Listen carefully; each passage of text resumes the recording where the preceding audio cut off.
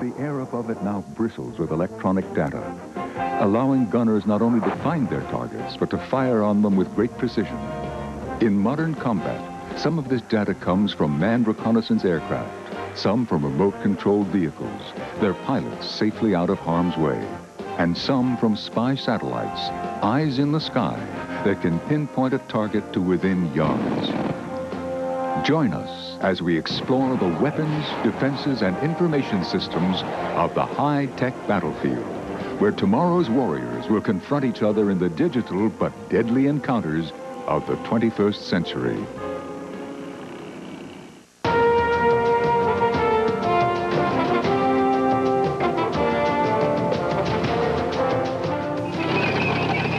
Land weapons may seem the most primitive of all modern weapons. Encrusted in mud, spewing diesel fumes, clanking along menacingly at a snail's pace, they seem like a throwback to the Iron Age of warfare. But looks are deceiving. Hidden under their thick shield of armor, protected from the dirt and grime of the battlefield, are sophisticated electronic sensors and computer systems. Recent advances in many exotic fields of technology have made the current generation of land weapons the most powerful and destructive ever seen.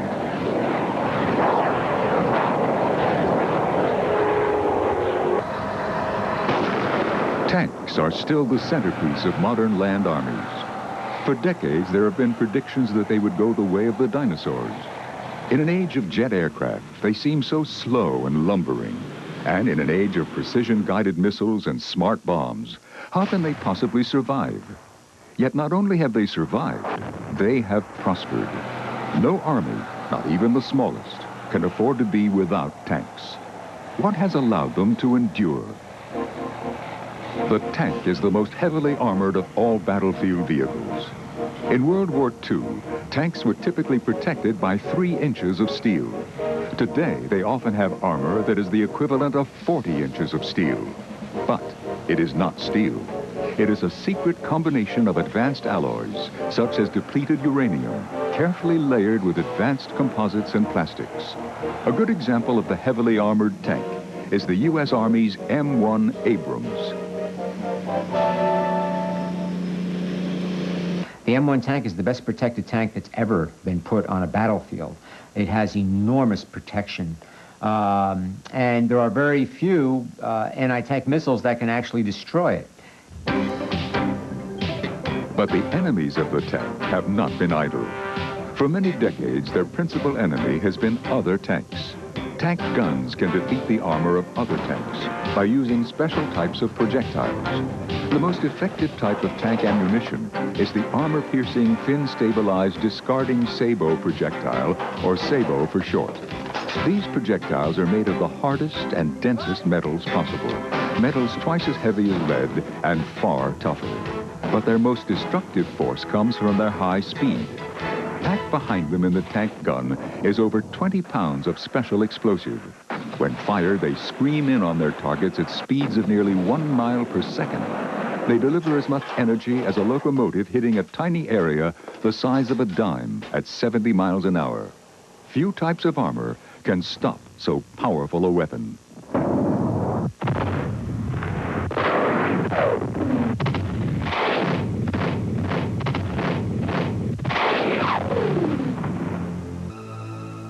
Despite the effectiveness of anti-tank projectiles, ongoing advances in armor technology provide the impetus for armies to seek out new weapons to defeat the tank. The most lethal of these are the anti-tank missiles. These vary enormously in size and power. Some are small enough to be carried by a single soldier. Some are so heavy that they must be carried on trucks or other vehicles.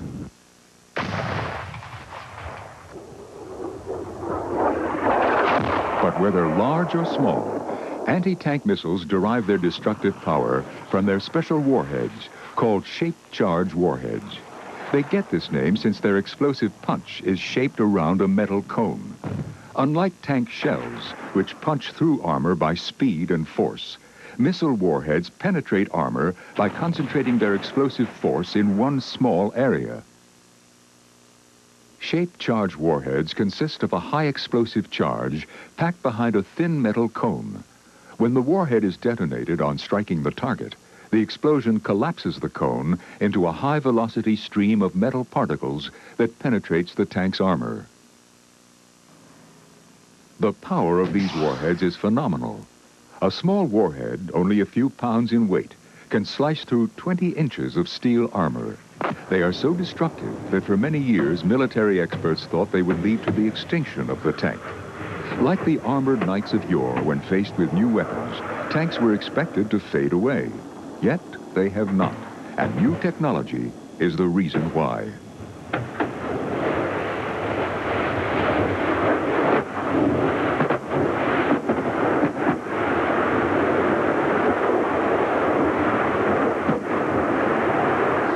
The metal bricks on these tanks are hollow steel boxes with a special explosive liner.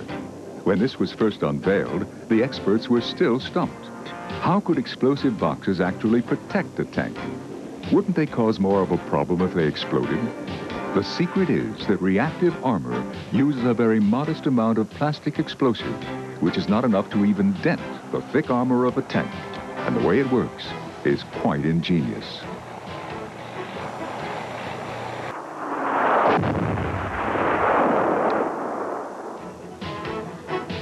Faced by new innovations such as reactive armor, the missile designers now have to reach deeper into their bag of tricks. To defeat reactive armor, they have come up with what are called tandem charge warheads.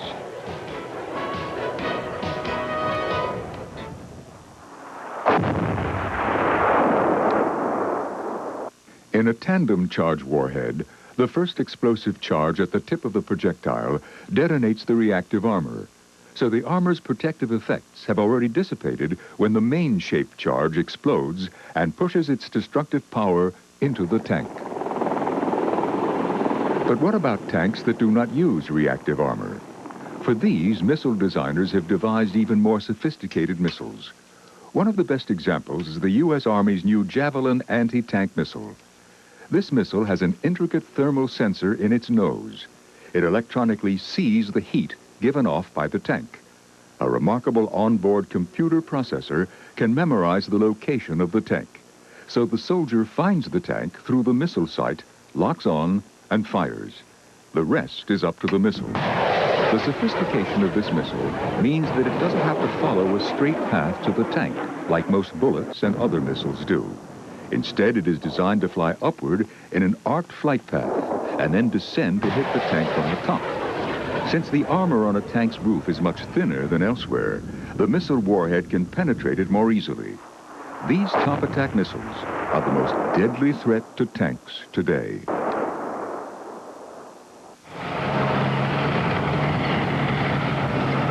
There is no easy defense against top attack missiles. Most tanks are already so heavy that it's impractical to simply add more armor to the top. Something more clever is needed, and has appeared. The Russians have come up with a system called Arena, which consists of a missile detection radar on the turret of the tank, and a circle of special panels around the turret. The tank's radar detects the direction and speed of the incoming missile. At the appropriate moment, the tank's computer triggers one of the explosive panels in the skirt around the tank, which flies upward.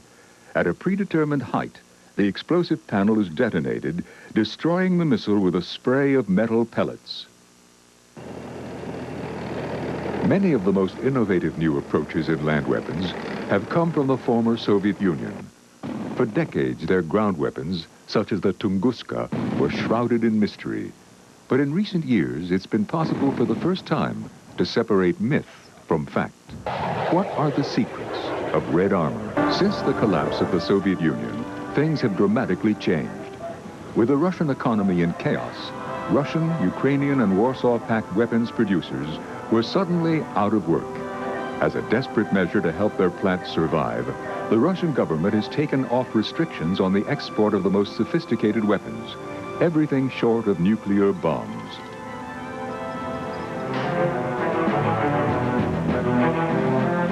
For the first time, Russia demonstrated its top-of-the-line main battle tank, the T-80U. Its secrets were revealed in unprecedented detail, although it first entered service only a few years before. It is arguably amongst the best tanks in the world today. One of the most surprising features is its small size and light weight. Russian armored designers have a tradition of keeping tanks smaller, since less size means less armor, less weight, and less cost. So while the American Abrams weighs in at over 65 tons, the Russian T-80 weighs in at only about 45 tons. To reduce the size of the tank, you must reduce the number of the crew inside. On Russian models, the human loader has been omitted, replaced by a mechanical system.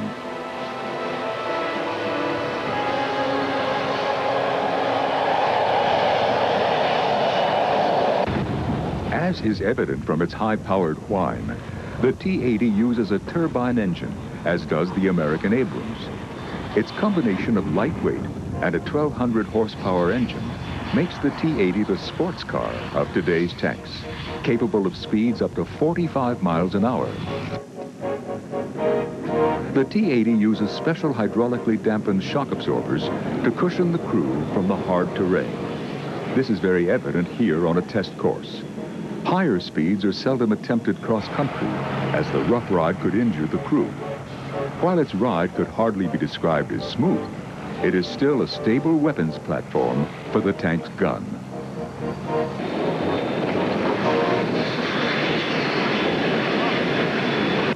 Here, the T-80 demonstrates its ability to cross the roughest terrain.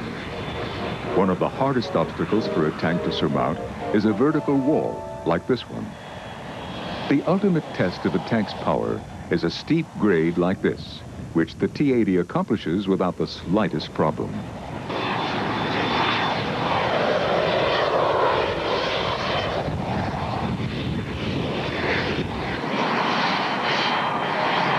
In terms of firepower, the Russian T-80 is in the same league as its best Western counterparts. It is armed with a 125mm smoothbore gun, while most Western tanks have a 120mm smoothbore. Without a doubt, the fire controls on most Western tanks are superior to those on the T-80 when firing conventional ammunition. Instead of incorporating an expensive electronic fire control system in the tank, the Russian designers have given the T-80 a unique missile armament system. It fires a guided missile called the Reflex, which has pinpoint accuracy, even at a range of 3.5 miles. Protection is vital on today's deadly battlefield, and the Russian T-80 is amongst the best protected tanks in the world. It has a thick layer of laminate armor similar to that on current Western tanks. In addition, it has a layer of reactive armor to provide even more protection. On the roof of the tank is a special reactive armor designed to defend against the most modern top-attack missiles. This combination is all but impregnable to most battlefield weapons. Given the advances in missile technology, armor alone, no matter how thick, is simply not enough. The devices on either side of the gun are the Stora electro-optical dazzlers. These emit a modulated beam of infrared energy that confuses the missile's guidance. The city of Kharkov in the Ukraine was the center of Soviet armor development. The Kharkov plant designed the world-famous T-34, one of the best tanks of the Second World War. It also designed many of the best Soviet tanks of the 1950s and 1960s. Now, an independent republic separate from Russia, Ukraine is attempting to continue this long armor tradition. Its latest design, the T-84, is nicknamed the Super Tank. The Ukrainian T-84 and the Russian T-80 are similar, but the turret of the T-84 is made of welded steel armor, which gives it about 20% more protection. And it uses a 1,000 horsepower diesel engine, a feature preferred in many armies. The most common Russian tank in service around the world today is the T-72. If the T-80 is considered the sports car, the T-72 is the economy car. It was designed to be cheap but effective. To keep pace with rapid changes in tank technology, many countries are trying to upgrade the T-72 with advanced fire controls, reactive armor, and other improvements. There's no better example than the T-72 Moderna. This model is a unique example of cooperation between the former Warsaw Pact and NATO countries. The tank itself is made in the Slovak Republic, formerly part of Czechoslovakia. Its reactive armor is made in the Czech Republic. Its advanced fire controls are made in Belgium, long the home of NATO headquarters. And its 20mm anti-aircraft guns come from Switzerland. Such cooperative programs are becoming increasingly common. If the tank is the sharp edge of the sword in modern land combat, the infantry and artillery provide the muscle. In high-tech warfare, the infantry is mechanized, riding into combat in armored vehicles such as the M2 Bradley, and disembarking to carry out the battle on foot. The infantry vehicle has continued to improve and evolve in the past decade.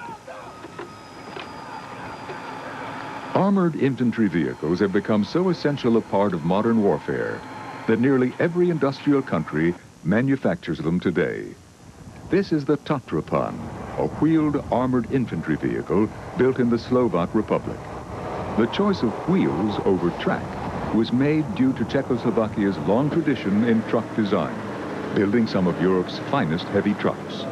By adapting these heavy trucks to battlefield conditions, the Tatrapan has emerged as a serious contender among modern wheeled armored vehicles. The Russian approach is somewhat different. The BTR-80 was designed from the outset as an armored vehicle. Its wheel suspension, though resembling that of a truck, is in fact specially tailored for armored warfare. As a result, the BTR-80 is much lower and sleeker than the Tatrapan. Whether high profile or sleek in design, wheeled vehicles can offer a distinct advantage in mobility over tracked vehicles on the modern battlefield. Traditionally, a wheeled vehicle has a much higher road speed and also a greater range of action. So for some countries, it is easier to deploy BTR-80 type vehicles over greater distances. Also, the crew arrive in a much better condition to fight. Tracked vehicles tend to be slow, noisy, use a lot of fuel. Wheeled vehicles tend to be faster, they're lighter, and they're much more fuel efficient than their tracked counterparts. This vehicle also displays the Russian Army's appreciation of heavy armament. Unlike many wheeled armored personnel vehicles, which are armed only with machine guns, the BTR-80A is armed with a potent 30mm auto cannon. This cannon can defeat other light armored vehicles at ranges of up to a mile. Nor are its troops defenseless when they emerge from the armored shell. The modern infantry is armed with a deadly range of machine guns, rocket launchers, and anti-tank missiles. With its emerging industrial power, Turkey has joined the ranks of modern weapons producers. As is the case with many countries beginning to develop vehicle technology for the next century, Turkey has relied on foreign experience to get a head start. In this case, Turkey is using technology from American tracked infantry vehicles.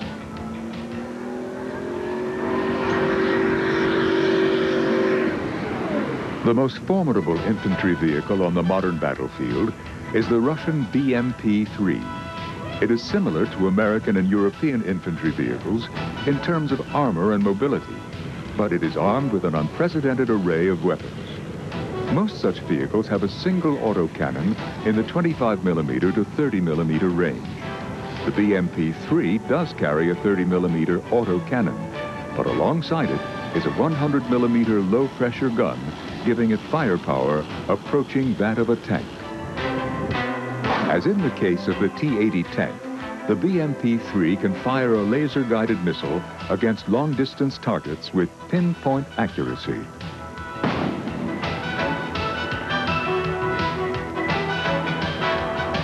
The BMP-3 is another example of the increasing cooperation between Eastern European and Western European countries. These vehicles, built for one of the Gulf Emirates, are fitted with a highly sophisticated night vision system manufactured in France. The older version of the BMP-3, the BMP-2, is also fitted with sophisticated French fire controls and night vision devices. This marks a trend in armored vehicles in recent years. Many countries cannot afford to purchase new vehicles, but they can dramatically improve the performance of the older vehicles by substituting new advanced components. Besides its new night vision system, this BMP-2 also carries a powerful 30mm automatic grenade launcher, nearly doubling its firepower.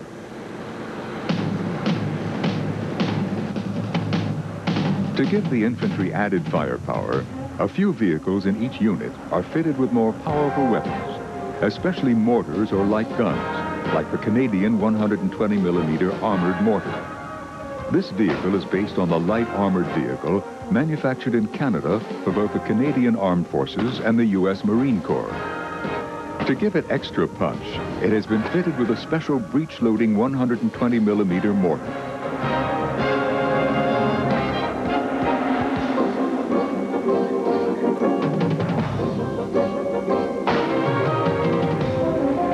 For those armies which preferred tracked vehicles, the T-Mouse mortar is mounted on the widely used M113 tracked infantry vehicle chassis. Like the infantry vehicles from which they are derived, these mortar carriers are only lightly protected with armor, so they require special tactics if confronted by heavy enemy fire. One of the best ways to hide on the modern battlefield is with smoke. Light armored vehicles are usually fitted with small grenade launchers, which can quickly create a smoke screen. When used at night, the results can be spectacular.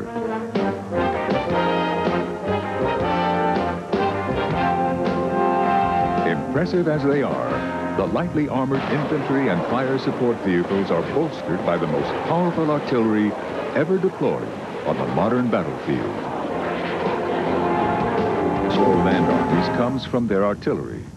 The Russian army, whether the Tsarist armies of centuries past, the former Soviet army, or the army of today's Russian Federation, has always called artillery the god of war.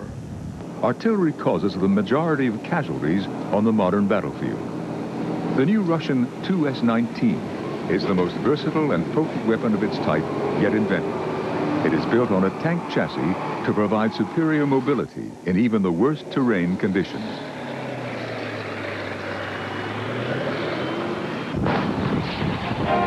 But the heart of such a weapon is its cannon. This 152mm gun can attack targets over 25 miles away. The large, boxy turret contains an automatic loading system to permit rapid fire. Precise accuracy is made possible through the use of a computer land navigation system and sophisticated new electronic fire controls.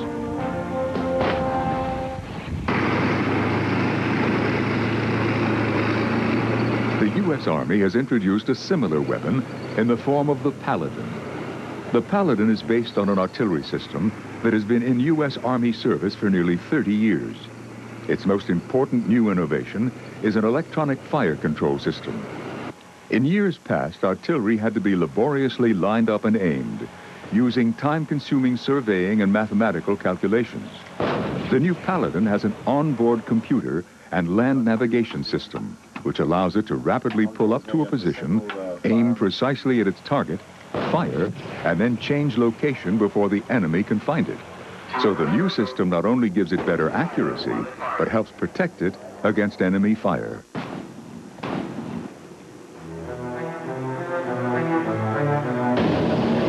Some of the most innovative designs in artillery have come from some of the smaller armies.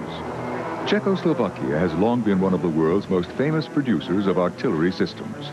This stems back well over 200 years, when the Czech lands were the center of artillery workshops for the old Austro-Hungarian Empire. Cannons made by Škoda have been used since the battles of Napoleon and were widely used in the First and Second World Wars by many different armies. The latest example of this cannon-making tradition is the Zuzana, a massive 155mm gun on a special wheeled chassis. In Europe, with its fine roads, and in the Mideast with its hard sand deserts, a wheeled artillery vehicle such as this offers much superior mobility to a tracked vehicle. The Zuzana has many sophisticated features, including an auto-loading system. This approach has been mirrored by South Africa with its G6 self-propelled gun. Across the vast expanses of southern Africa, a wheeled vehicle can move at double the speed of a tracked vehicle. The The heart of the G6 is one of the world's most powerful 155mm guns. It was developed by the brilliant and controversial Dr. Gerald Bull. After working with the U.S. Army, Dr. Bull offered his talents to other nations, offering gun designs to South Africa and China. His most notorious project was the Iraqi Super Gun, designed to fire projectiles hundreds of miles. Dr. Bull was a very talented designer, as the long-range power of the G6 so clearly proves. Supplementing conventional artillery on the modern battlefield is rocket artillery. Multiple rocket launchers can place tons of high explosives on a target in a matter of seconds. A single vehicle has the simultaneous firepower of a whole battery of conventional guns. The South African Bateleur is a good example of this type of weapon, firing a 122mm rocket to a range of a dozen miles or more. Similar to other South African weapon systems, the Bateleur's wheeled chassis allows it to rapidly deploy over great distances, delivering its powerful barrage anywhere on the battlefield.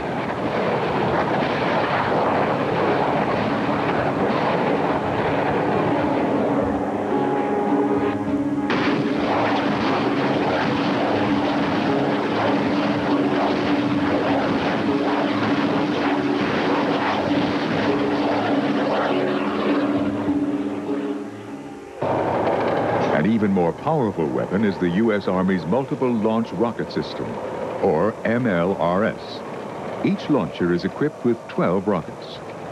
Each rocket carries 644 explosive submunitions, allowing a single rocket to devastate an area the size of a football stadium. Each MLRS launcher also has its own onboard navigation system. The navigation system keeps precise track of where the vehicle is located. When the target data is received by the MLRS launcher from the Fire Direction Center, it is entered into the vehicle computer. The computer analyzes the information and its own location data, and then automatically aims the launcher at its target. The scourge of the tank on the modern battlefield is the attack helicopter. Swift, heavily armed, and operating all times of the day and night and in any weather, the attack helicopter can be Apache. The Apache's primary mission is to deliver Hellfire anti-tank missiles with laser accuracy. It is fitted with an advanced sighting system, which allows it to attack from more than 3 miles away, well outside the range of tanks' guns. To see at such distances, day or night, the Apache is fitted with a sophisticated sensor system in the nose. The most advanced version, the Longbow Apache, has this unique over-the-rotor radar, which gives it electronic eyes that can see targets even further away. The U.S. Army has been developing a new attack helicopter, the Comanche. The Comanche is smaller than the Apache and is intended to perform scouting as well as attack. With the advent of the very lethal anti-helicopter weapons, like the Russian Tunguska, helicopters need novel ways to defend themselves. The Comanche is the world's first helicopter to incorporate stealth features to hide itself from enemy anti-aircraft weapons. Nor have the Russians been idle. 2 new attack helicopters are under development in Russia, the Kamov Black Shark and the Mil Havoc. The Kamov Black Shark is the first attempt to field a helicopter with only a single crewman. Until now, all attack helicopters have had 2 crewmen. The Kamov's advanced new sensors and flight controls make this new helicopter manageable for a single pilot. Europe has been relatively slow in developing attack helicopters. The Eurocopter Tiger is a cooperative development program between France and Germany. Several versions of the Tiger are planned, some oriented toward the tank battle, while others will be general-purpose gunships. The helicopter is unlikely to replace the tank as the dominant weapon in high-intensity warfare. Although it is very destructive, it cannot capture or hold ground. Rather, the helicopter is becoming another essential tool for the Army commander. Attack helicopters give the ground forces a rapid reaction force on the digital battlefield. But the real secret of the modern battlefield is not simply firepower. It is the ability to accurately hit targets using computerized controls. No matter how powerful modern weapons have become, they are useless if they cannot hit their targets. The most important revolution in modern arms has not been in the weapons themselves, but in the systems that allow them to find their targets and to aim at these targets with great precision. On the high-tech battlefield, what can be seen can be destroyed. The trick is to be able to find the enemy. In times past, weapons were so short-ranged that the targets were obvious to the human eye. But today's armaments are so powerful that the targets are often at the limits of human eyesight or beyond. For example, tank battles now take place at ranges of 3 miles, where the opposing vehicle simply looks like a speck. To find targets at such ranges, tanks now use thermal imaging sensors. This became quite evident during the largest tank battle of Operation Desert Storm, the battle for Medina Ridge. Well, at Medina Ridge, 1st Platoon had come up and actually crossed a small little ridge when they first saw the Iraqi vehicles. The range was about 3,200 meters, where at the naked eye you could not see the Iraqi vehicles, but with the thermal sight you could pick them up. The initial portion of the engagement was done at ranges about 3,200 to 2,800 meters. Later on, we moved in closer and actually assaulted through the Iraqi positions, and ranges got down to less than 100 meters as we assaulted through there. But at Medina Ridge, there was engagements, tank main gun engagements, almost out to 4,000 meters, and the tank could hit very well, and did not have accuracy problems. The use of these advanced thermal imaging sighting systems has been slow due to their high cost. Several targets in rapid succession. The newest version of the Abrams tank now has a separate sight for the Commander too. The Commander's independent thermal viewer allows you to acquire one target and then rapidly fire at a second one. If the main gun is pointed at one target and the Commander's independent thermal viewer is at a second target, as soon as the first round goes off, the turret can immediately slew over to the second target and fire. While it's firing on the second target, the Commander's sight is picking up a third target. So as soon as they fire, they can go and fire on a third target. The most important revolution in targeting the enemy is not the advent of sophisticated sighting devices, but the ability to share targeting information between dozens of weapons platforms. This is the idea behind the digital battlefield. When a tank finds a target, this data can be passed on to headquarters by means of a digital data system.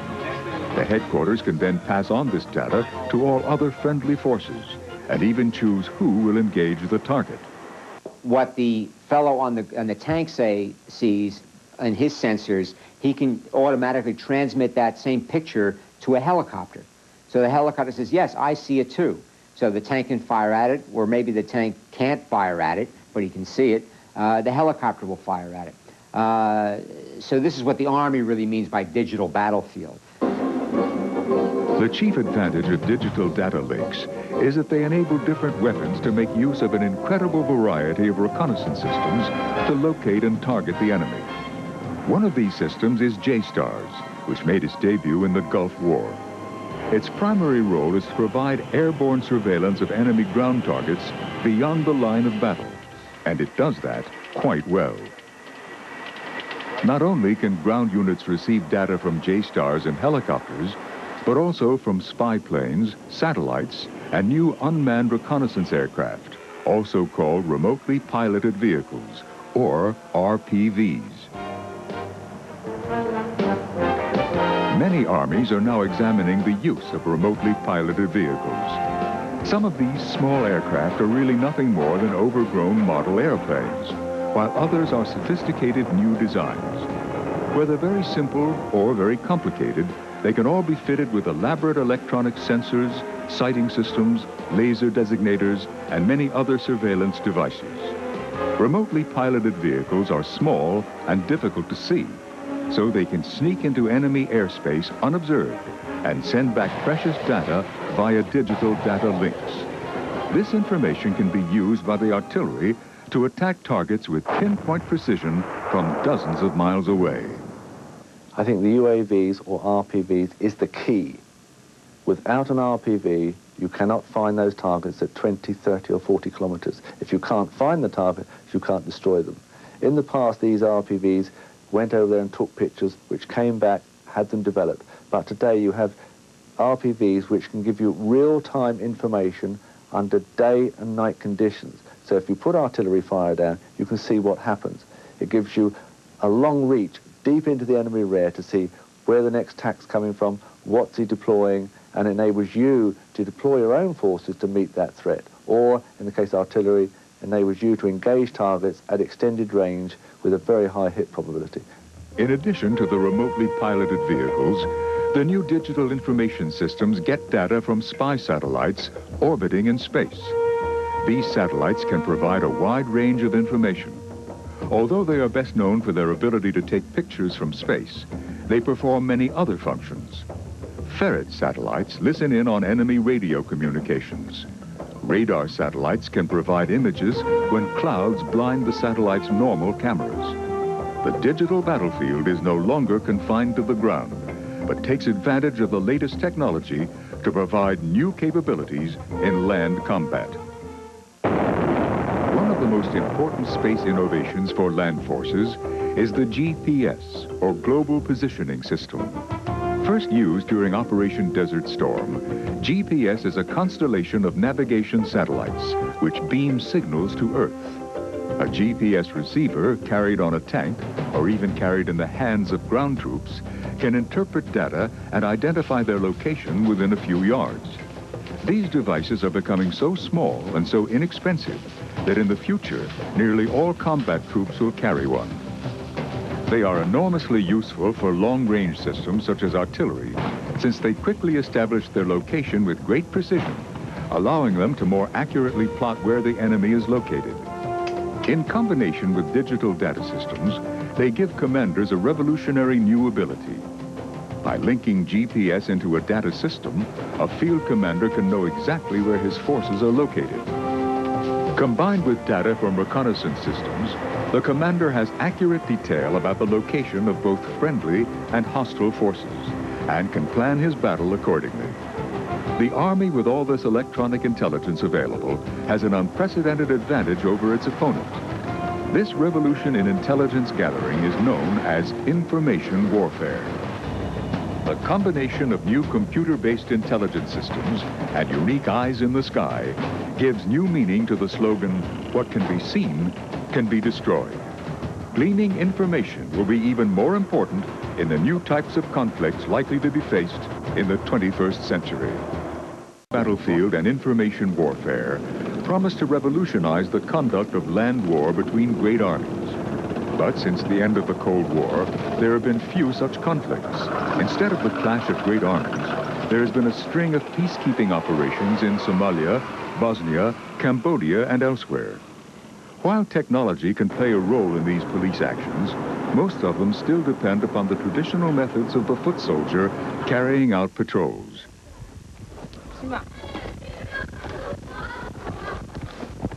As with this U.S. Army patrol in Bosnia, high-tech weaponry has little relevance.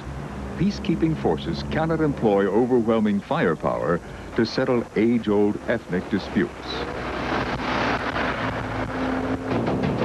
Although tanks cannot play a central role in peacekeeping the way they do in high-intensity conflicts, they still have their place. In a tense situation, their ominous presence can help deter an outbreak of fighting.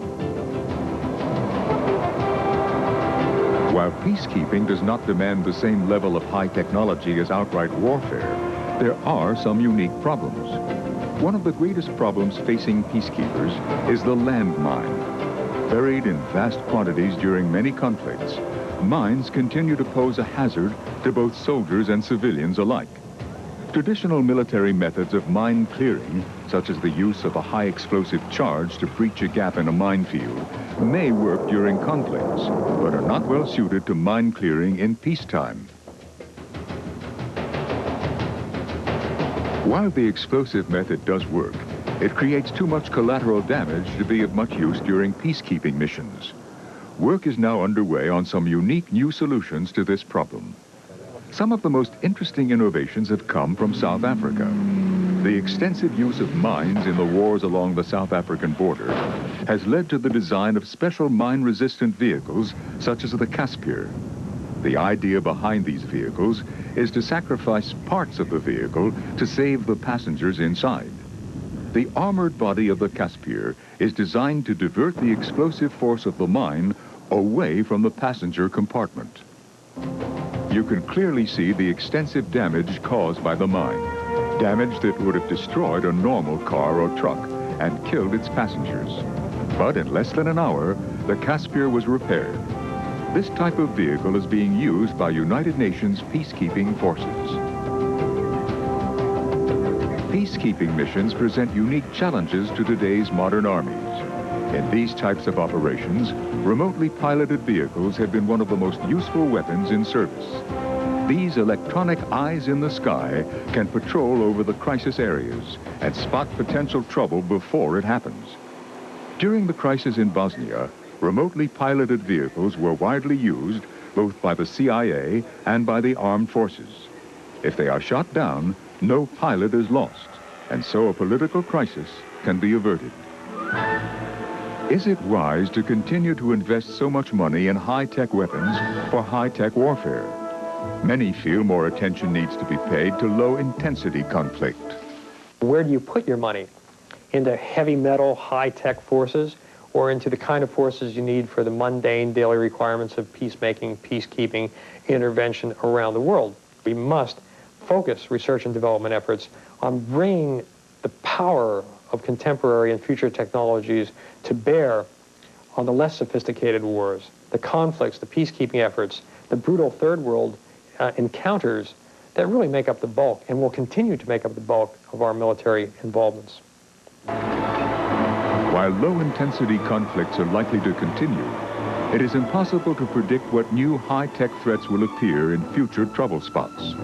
There is always the risk that a major war will break out unexpectedly, requiring the commitment of the heavy metal weaponry of the high-tech forces. Desert Storm in 1991 was a good example of such a conflict. This threat will force the advanced armies to continue to examine high-tech weaponry. What we may see is the modernization of current weapons with new electronic features, rather than radically new systems. Do we continue buying systems that are linear extrapolations of traditional systems, or do we tighten up our belt and wait for the next generation? The U.S. Army, for instance, is best off waiting for another generation to come along. And that's really even more applicable to services such as the Air Force and the Navy.